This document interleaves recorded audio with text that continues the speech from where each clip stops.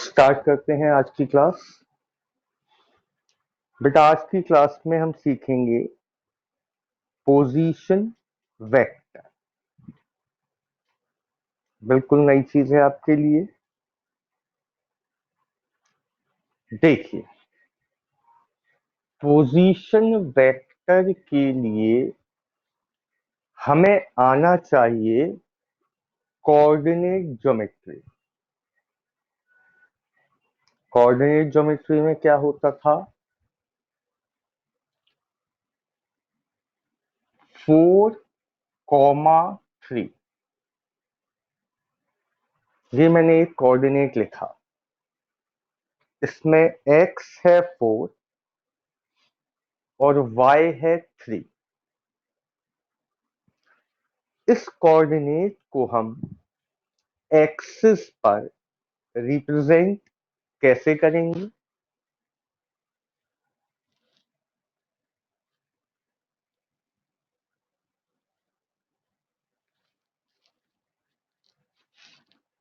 ये है origin 0,0। Origin के बाद x की वैल्यू दिखानी है हमें 4 और y की वैल्यू दिखानी है 3। तो x4 1 2 3 4 1 2 3। कोऑर्डिनेट कहां होगा? यहां कहीं। ठीक है।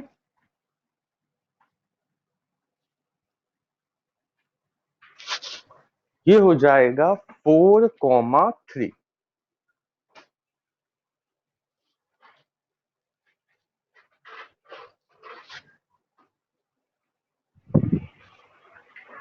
ठीक है, इतना आप सब जानते हैं। अब आज हमारे पास नया क्या है वो देखो। अगर हम ओरिजिन को ए से ज्वाइन कराएं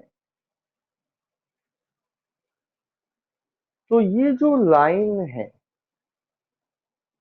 इस लाइन को हम कहते हैं पोजीशन वेक्टर। क्यों कहते हैं?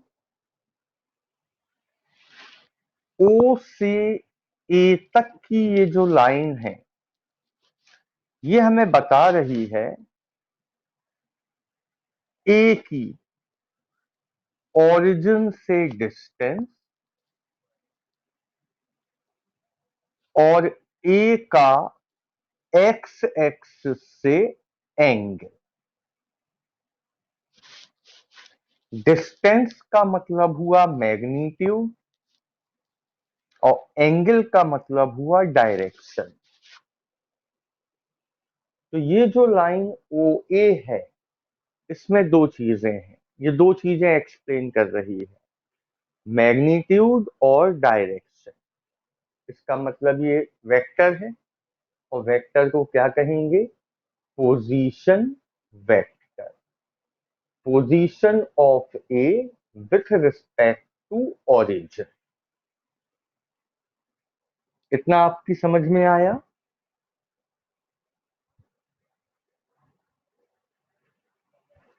जैसे जैसे मैं एक और कोऑर्डिनेट लूं, -2,3। तो यहां कहीं आएगा -2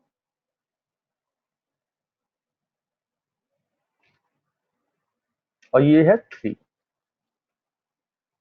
ये हुआ कोऑर्डिनेट। अब अगर इस कोऑर्डिनेट को मैं ओरिजिन से ज्वाइन कराऊं तो OB की कुछ ना कुछ लेंथ होगी। और ओ बी एक्स एक्सिस से बनाएगा कुछ ना कुछ एंगल, यानी कि बी की ओ के रिस्पेक्ट पोजीशन रिप्रेजेंट हो रही है, लेंथ और डायरेक्शन। तो ओबी भी क्या हुआ, पोजीशन वेक्टर। ओरिजिन से आप जिस किसी कोऑर्डिनेट को ज्वाइन करोगे, हमेशा वो लाइन क्या कहलाएगी, पोजीशन वेक्टर। आराम से बताइए, इतना आप लोगों की समझ में आया?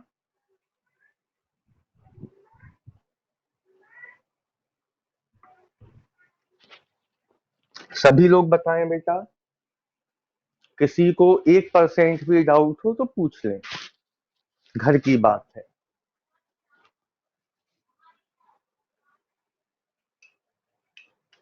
किसी को कोई डाउट नहीं? गुड।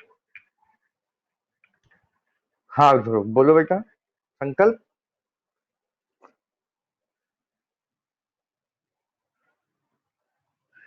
बेटा एंगल जो बनता है वो यहां से शुरू होता हमेशा, 0 डिग्री, 90 डिग्री, 180 डिग्री, 270, फिर 360। ठीक है ना? कोई डाउट?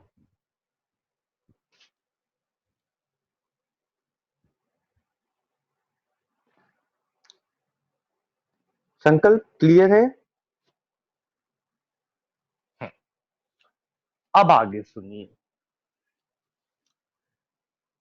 फिजिक्स में, ये तो हुई कोऑर्डिनेट ज्योमेट्री की बात। फिजिक्स में हम कोऑर्डिनेट्स को और ओरिजिन को ऐसे रिप्रेजेंट नहीं करें। फिजिक्स में हम क्या करेंगे, जैसे कोऑर्डिनेट है 4,3, तो हम लिखेंगे are vector.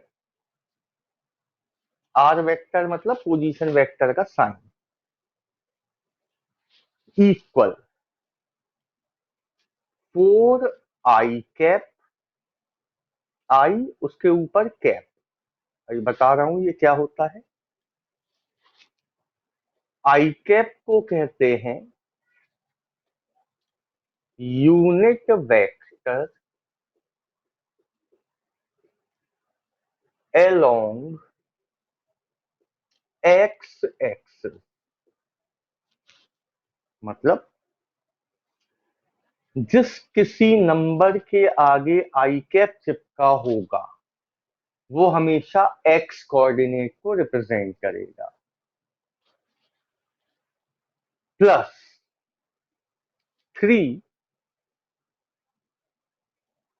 J cap. J cap क्या होता है, unit vector along Y axis. मतलब जिस किसी नंबर के आगे जे कैप चिपका होगा वो नंबर रिप्रेजेंट करेगा वाई कोऑर्डिनेट को। यूनिट का मतलब होता है 1। तो 4 में 1 का मल्टीप्लाई किया तो भी 4 रहेगा, 3 में 1 का मल्टीप्लाई किया तो भी 3 रहेगा। इनके आने से फायदा क्या होगा, हमें पता चल जाएगा कि कौन सा एक्स कोऑर्डिनेट है और कौन सा Y coordinate. For an example, physics में आपको ऐसे लिखा मिला 5 i कैप +6 j कैप। तो इसका मतलब ये हुआ कि एक्स कोऑर्डिनेट है 5 और वाई कोऑर्डिनेट है 6। अगर ऐसे लिखा था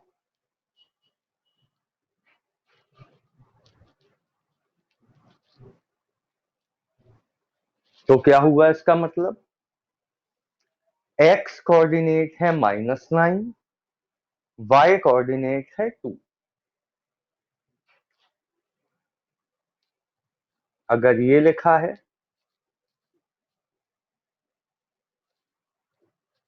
तो x कोऑर्डिनेट है -7, y कोऑर्डिनेट है -4। इतना आपकी समझ में आया? बताएं।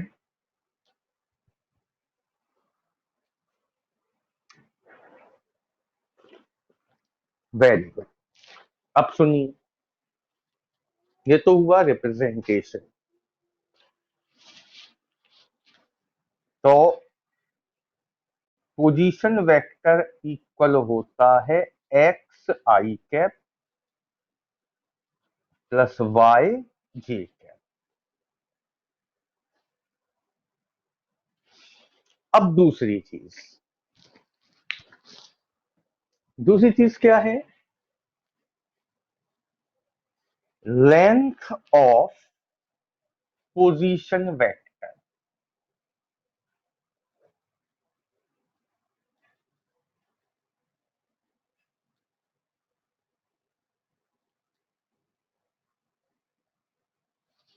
लेंथ का मतलब हुआ मैग्नीट्यूड।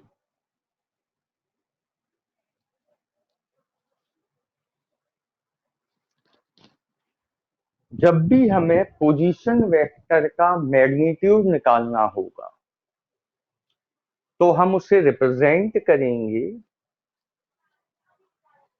आर वेक्टर के दोनों साइड मोड लगाकर।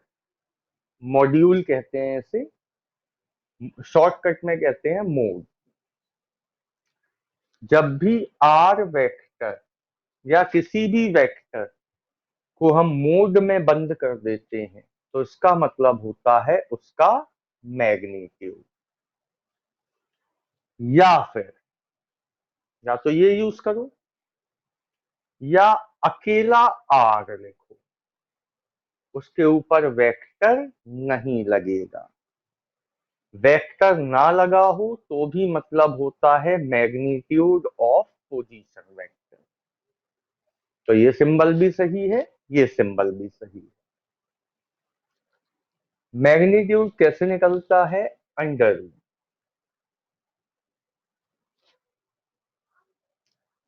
जैसे मैं यहां की बात करूं तो मैग्नीट्यूड कैसे आएगा? 4 - 0 का स्क्वायर प्लस 3 - 0 का स्क्वायर। सबको मालूम है दो कोऑर्डिनेट के बीच की डिस्टेंस।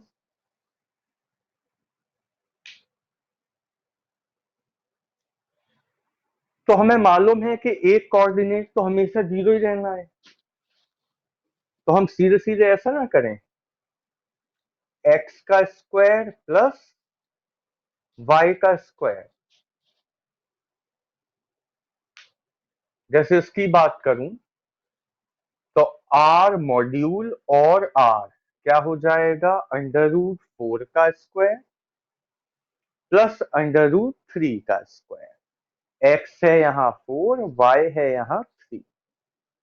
आंसर आ जाएगा 5। बताएं, ये बात आपकी समझ में आई?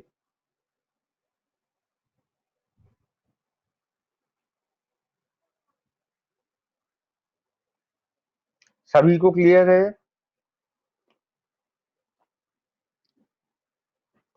हम्म। अब आखिरी चीज, एंगल। ये जो एंगल बन रहा है, ये एंगल कैसे आएगा? टेन अल्फा इक्वल क्या होगा? y upon x. तो जब भी आपको एंगल निकालना हो सीधे सीधे टेन अल्फा लगा दो, y अपॉन एक्स। बताइए, अब मैं आपसे कहूं कि बेटा मेरे पास एक वेक्टर है 2y cap plus 3j cap. Find its magnitude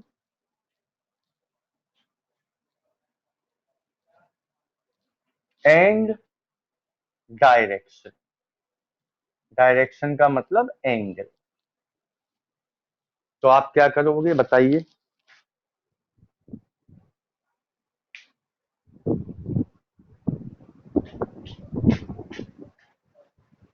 magnitude हो जाएगा √2² + 3²। √13 आ जाएगा। डायरेक्शन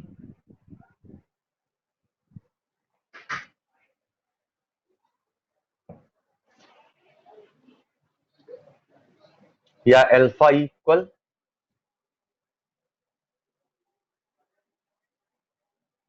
हाँ 2² + 3²।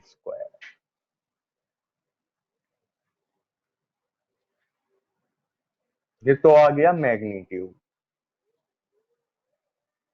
टेन अल्फा क्या होगा y अपॉन x, यानी अल्फा क्या होगा टेन इनवर्स 3/2। सिंपल है।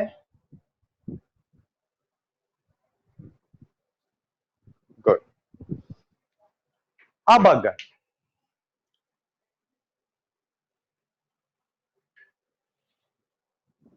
यहाँ कैसे लगेगा, एक सिंगल वेक्टर है, तो सिंगल वेक्टर में वेक्टर एडिशन का कहां से लग जाएगा।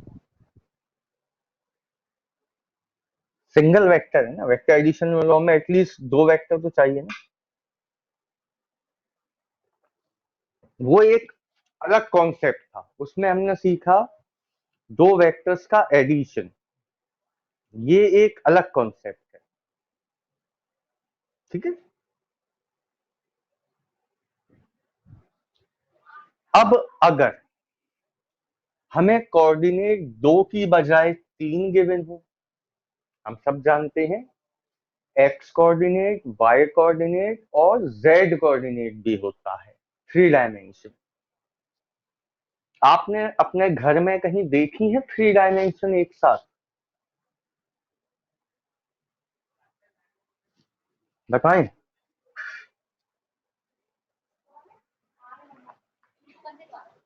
आपने कहीं देखा है 3 डायमेंशंस को कभी।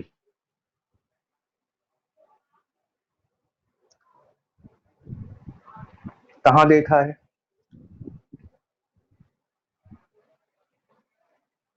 कहाँ देखा है बताएं।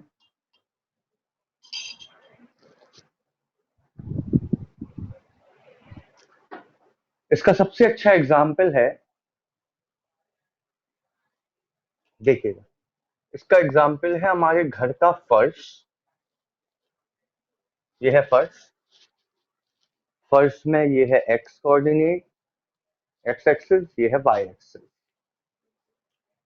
और फर्श से लगी हुई जो दीवार है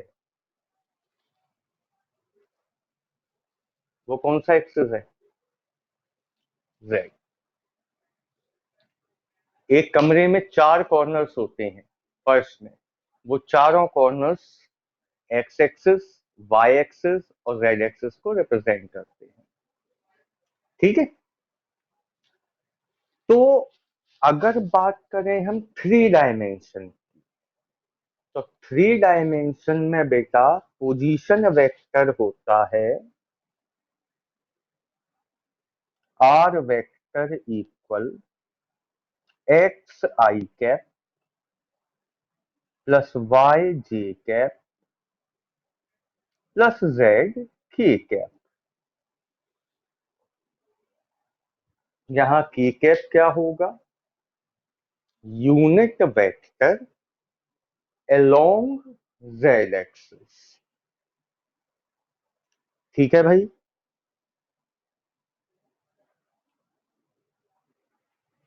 अब इसका मैग्नीट्यूड कैसे आएगा,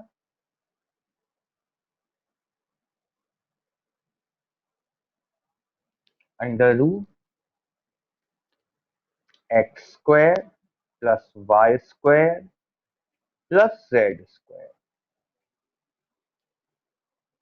फायदा ये है कि 3 डायमेंशन में एंगल आपसे नहीं पूछा जाएगा। 3 डायमेंशन में एंगल वाला पोर्शन मैथमेटिक्स में पूछा जाता है। ठीक है, 2 डायमेंशन में तो क्योंकि एक ही एंगल बनता है तो निकालना पड़ता है। 3 डायमेंशन में ऐसा नहीं। 3 डायमेंशन में 3 एंगल बनते हैं, कॉस अल्फा, कॉस बीटा और कॉस गामा। तो वो मैथमेटिक्स का पोर्शन है। तो याद रखिए, जब भी 3 डायमेंशन में आपको पोजीशन वेक्टर दिया हो तो केवल क्या पूछा जाएगा? Magnitude. For an example,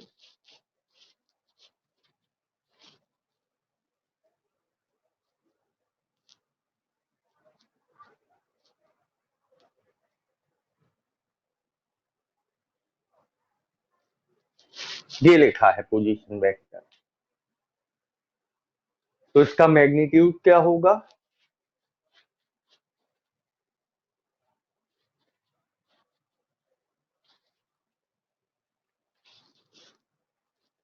are equal under root 2 का स्क्वायर प्लस 5 का स्क्वायर प्लस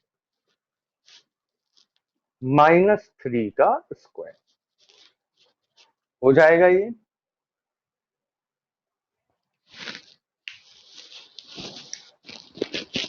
तो मेरे ख्याल से पोजीशन वेक्टर आपको क्लियर हो गया होगा।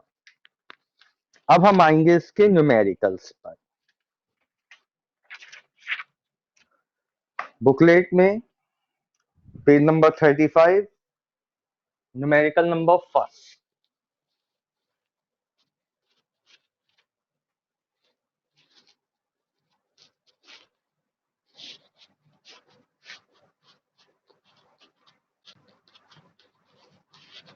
बेटा जिस पे बुकलेट नहीं है बुकलेट ले लीजिए, बिना उसके आपको बहुत दिक्कत आएगी, क्योंकि क्या बेटा? बुकलेट बेटा पैशन एकेडमी अपना स्टडी मटेरियल प्रोवाइड करता है, तो ये जो बुकलेट है ये आपको कलेक्ट करनी है। कॉल कर लीजिएगा मुझे 7 बजे, मैं बता दूंगा। ठीक है, चलिए। फर्स्ट न्यूमेरिकल है, फाइंड। क्या नहीं आया बोलिए?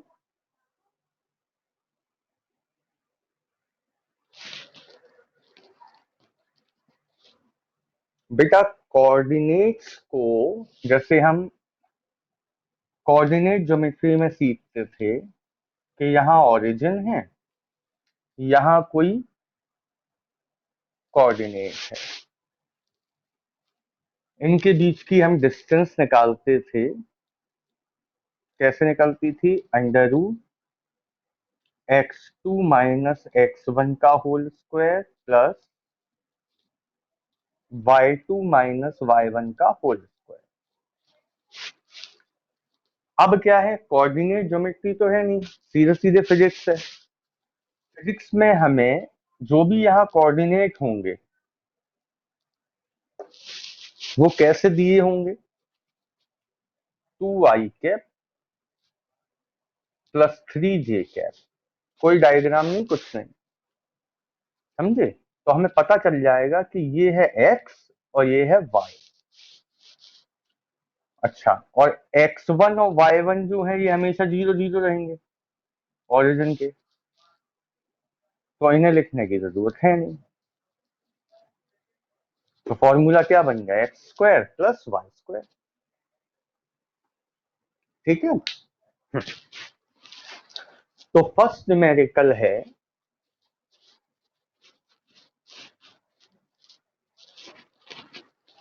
7 बजे कॉल करना बेटा, अभी नहीं, 7 बजे बताऊंगा। Find the direction of I cap plus J cap along x axis. क्या निकालना हमें? Direction of I cap plus J cap. Direction का मतलब हमें केवल एंगल चाहिए। तो इस क्वेश्चन में हमारे पास एक्स कितना है और वाई कितना है।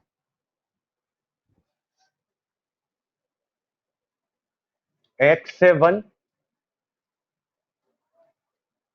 वाई भी 1, आई कैप के साथ कुछ नहीं लिखा मतलब 1, जे कैप के साथ कुछ नहीं लिखा मतलब 1। अब हमें एंगल चाहिए तो tan alpha equal Y upon X 1/1 यानी 1।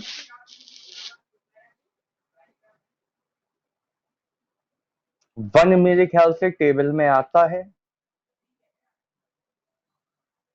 45 डिग्री, तो अल्फा हो गया 45। कोई प्रॉब्लम किसी को?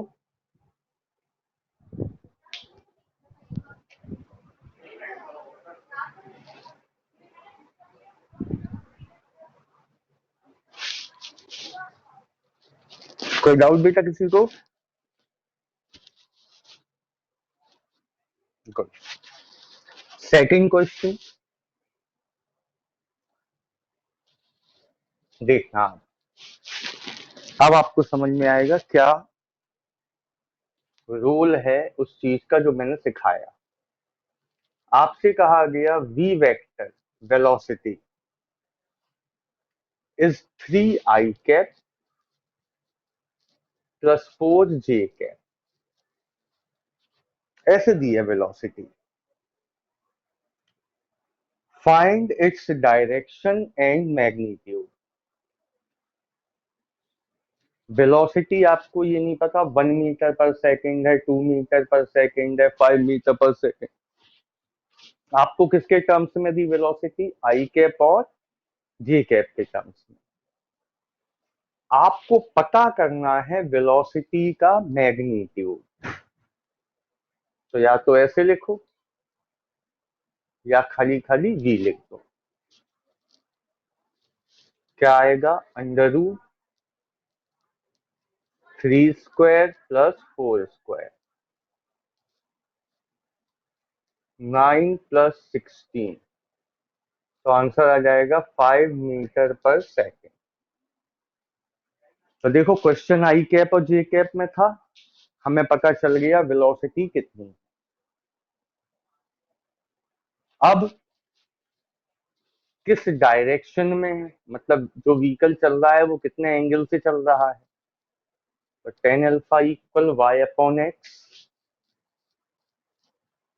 4/3 यानी अल्फा इक्वल टेन इनवर्स 4/3। तो जो व्हीकल है वो 5 मीटर पर सेकेंड की स्पीड से चल रहा है, कितने एंगल से चल रहा है? Tan inverse 4/3। क्लियर?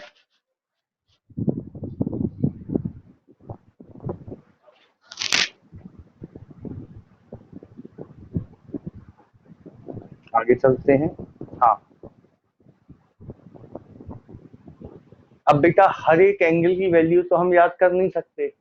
अगर हमें गिवन होगी तो हम लिख देंगे, गिवन नहीं होगी तो हम इतना ही आंसर छोड़ देंगे। जैसे मान लो आपने गिवन में लिखा है, आपको क्वेश्चन में गिवन में लिखा है कि 4/3 इक्वल 1037, तो हम यहाँ क्या लिखेंगे इसके बाद? 1037, 10 से 10 कैंसिल होगा, अल्फा 37 आ जाएगा। ठीक है, नेक्स्ट। हाँ, गिवन रहती हैं वैल्यूज, कुछ एक याद भी हो जाती हैं। चलो next question, question number third.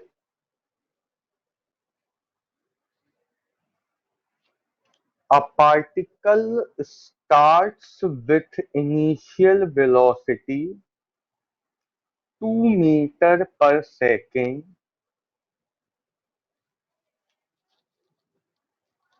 along x-axis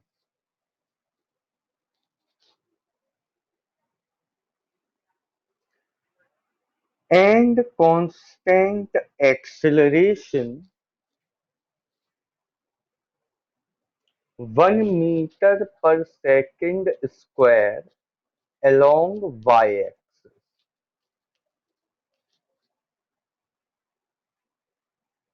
Find its position. Position का मतलब डिस्प्लेसमेंट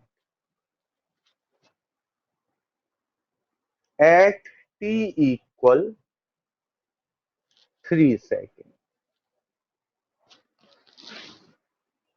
तो एक्चुअल में बेटा ये क्वेश्चन वेक्टर का नहीं, ये तो सीधे सीधे क्वेश्चन हो जाएगा s equal U T plus half A T square. ठीक है, तो इससे आप मत कीजिएगा। इसके बाद बुकलेट में से कट कर दीजिए। क्वेश्चन नंबर, अब हम पहले करेंगे क्वेश्चन नंबर 5 जो आपके एग्जाम में आएगा। अभी से बता रहा हूं, ये क्वेश्चन बहुत अच्छे से करना, ये आपके एग्जाम में आएगा। जो भी यूनिट एग्जाम होंगे आपके या हाफ ईयरली होंगे उनमें। ठीक है। A particle starts from origin at 0 second. Origin से चलना शुरू किया, उस समय टाइम था 0 second. With a velocity 5 i cap metre पर सेकेंड। तो ये u नहीं है, ये है u वेक्टर, क्योंकि इसके साथ क्या चिपका है, i कैप। अगर खाली 5 होता तो हम u लिखते। ये बात तो मालूम है अब आपको।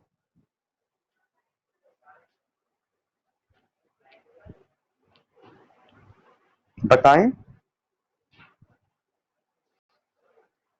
ये बात सभी को मालूम है अब। With an acceleration 3 i cap plus 2 j cap metre पर सेकेंड स्क्वायर। पार्टिकल ने 5 i कैप की स्पीड से चलना शुरू किया, एक्सेलरेशन है 3 i cap plus 2j cap. What is the y coordinate of the particle when x coordinate is 84 metre? ठीक है, अब आराम से इस क्वेश्चन के बारे में सुनिए।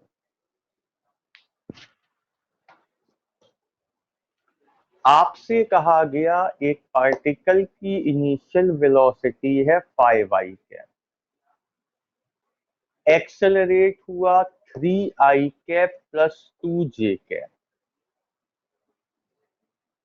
y कोऑर्डिनेट कितना होगा जब उस पार्टिकल का x कोऑर्डिनेट है 84? इस चीज को पहले डायग्राम से समझिए।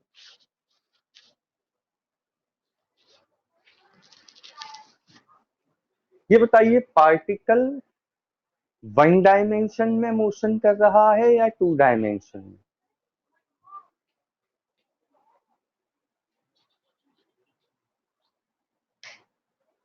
मतलब एक्स एक्सिस के अलोंग चल रहा, वाई एक्सिस के अलोंग चल रहा, या एक्स वाई प्लेन में चल रहा?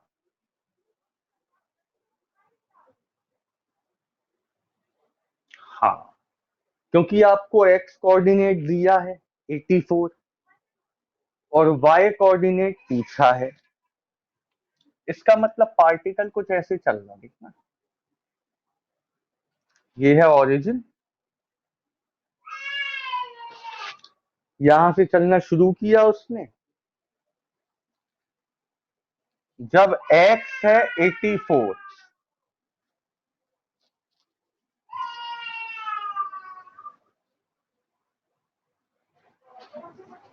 तब y आपसे पूछा गया है।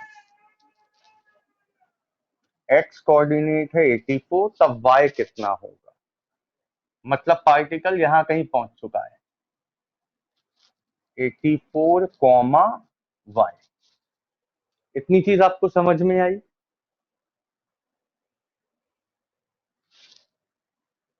चलना शुरू किया ओरिजिन से जब टाइम 0 सेकेंड था।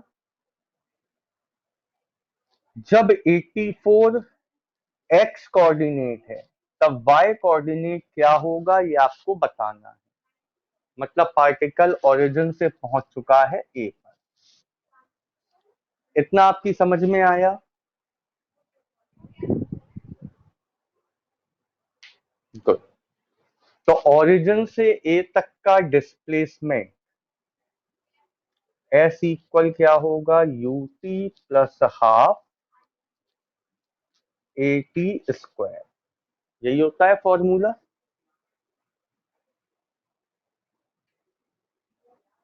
यही होता है फॉर्मूला। अब हम इसे ऐसे लिखेंगे, S vector you vector A vector, क्योंकि क्वेश्चन हम वेक्टर फॉर्म में सॉल्व कर रहे हैं।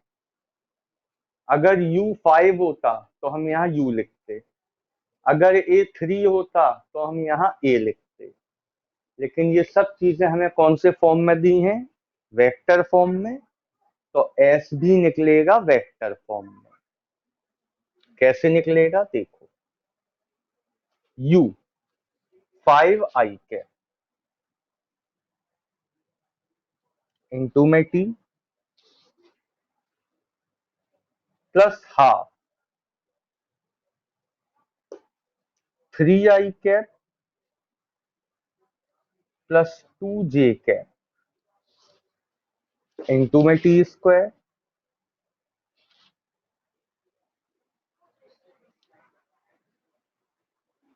यहां तक कोई दिक्कत किसी को? आगे सुनिए,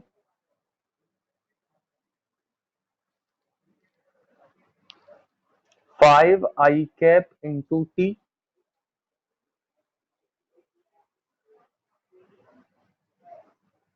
प्लस ये हो गया 1.5 आई cap into T square.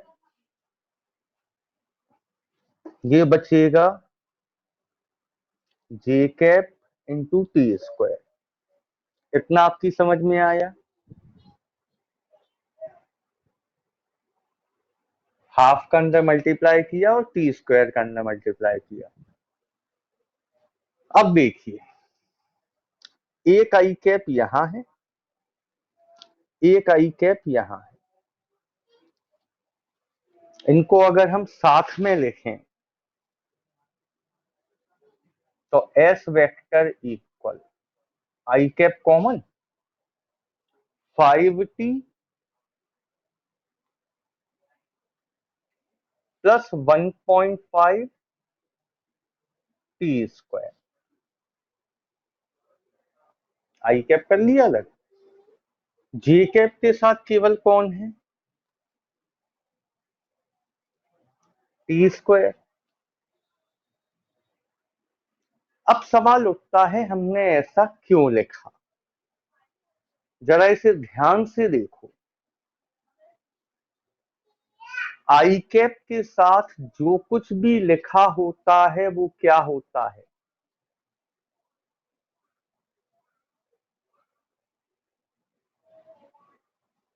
X. और जे कैप के साथ जो कुछ भी लिखा होता है वो क्या होता है, वाई। इसका मतलब ये हुआ कि x है 5t प्लस 1.5t²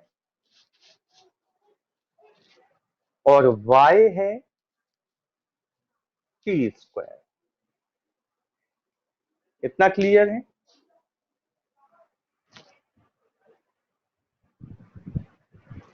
अब मुझे ये बताइए, x आपको गिवन था,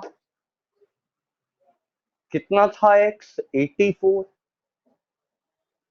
तो 84 इक्वल 5t प्लस 3/2t²। क्या करें?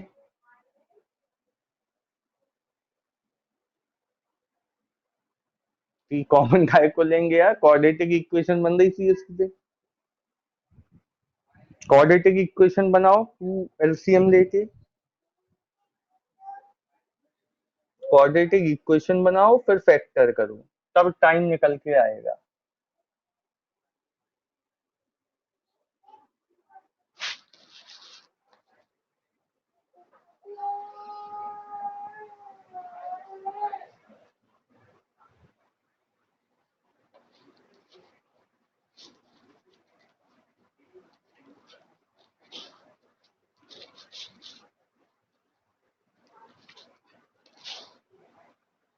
तो 3t² plus 5t 10t minus 168 equal में 0। फैक्टर कीजिए इसके।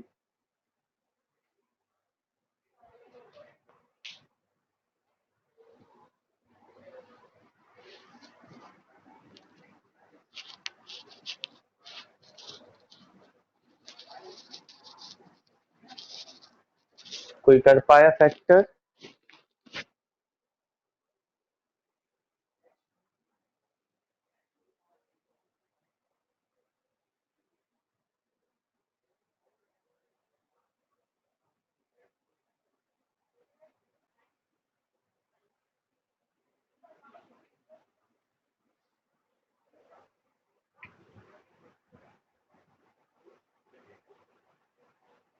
वैष्णवी, आस्था, कीजिए कीजिए।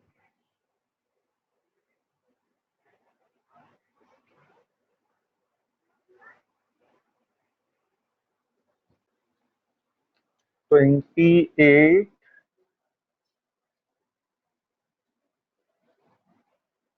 माइनस 18।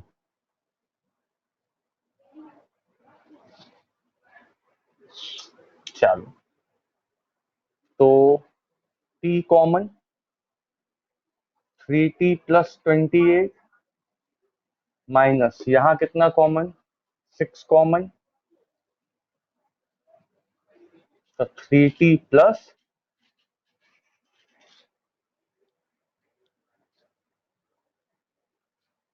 28। तो 3t प्लस 28 इक्वल 0 और t माइनस 6 इक्वल 0। तो यहां से टाइम आ गया 6 सेकेंड। इस टाइम का तो कोई रोल नहीं रहेगा क्योंकि ये माइनस में है।